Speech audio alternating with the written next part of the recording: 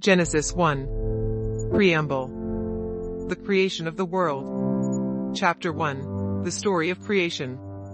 In the beginning, when God created the heavens and the earth was without form or shape, with the darkness over the abyss and a mighty wind sweeping over the waters. Then God said, "Let there be light," and there was light. God saw the light was good. God then separated the light from the darkness. God called the light day, and the darkness he called night. Evening came, and morning followed the first day. Then God said, "Let there be a dome in the middle of the waters, to separate one body of water from the other." God made the dome, and it separated the water below the dome from the water above the dome. And so it happened. God called the dome sky. Evening came, and morning followed the second day.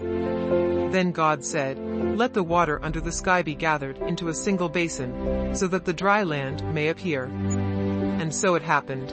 The water under the sky was gathered into its basin, and the dry land appeared. God called the dry land earth, and the basin of water he called sea. God saw that it was good. Then God said, "Let the earth bring forth vegetation, every kind of plant that bears seed and every kind of fruit tree on earth that bears fruit with its seed in it." And so it happened. The earth brought forth vegetation, every kind of plant that bears seed and every kind of fruit tree that bears fruit with its seed in it. God saw that it was good. Evening came, and morning followed the third day. Then God said, "Let there be lights in the dome of the sky, to separate day from night. Let them mark the seasons, the days and the years, and serve as lights in the dome of the sky, to illuminate the earth." And so it happened. God made the two great lights, the greater one to govern the day, and the lesser one to govern the night, and the stars. God set them in the dome of the sky, to illuminate the earth, to govern the day and the night, and to separate the light from the darkness. God saw that it was good. Evening came, and morning followed the fourth day. Then God said, "Let the water teem with an abundance of living creatures, and on the earth let birds fly beneath the dome of the sky." God created the great sea monsters and all kinds of crawling living creatures with which the water teems, and all kinds of winged birds. God saw that it was good. And God blessed them, saying, "Be fertile, multiply, and fill the water of the seas, and let the birds multiply on the earth." Evening came, and the morning followed the fifth day.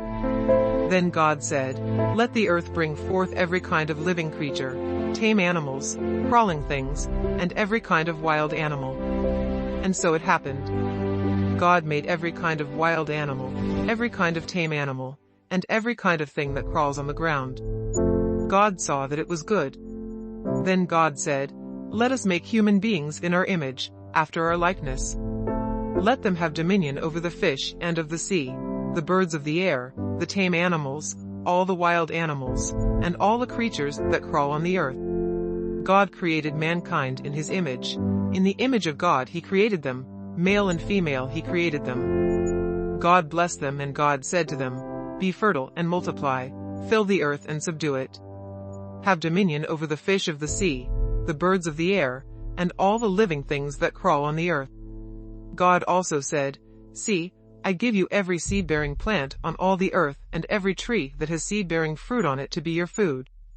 And to all the wild animals, all the birds of the air, and all the living creatures that crawl on the earth, I give all the green plants for food." And so it happened. God looked at everything he had made, and found it very good. Evening came, and morning followed the sixth day.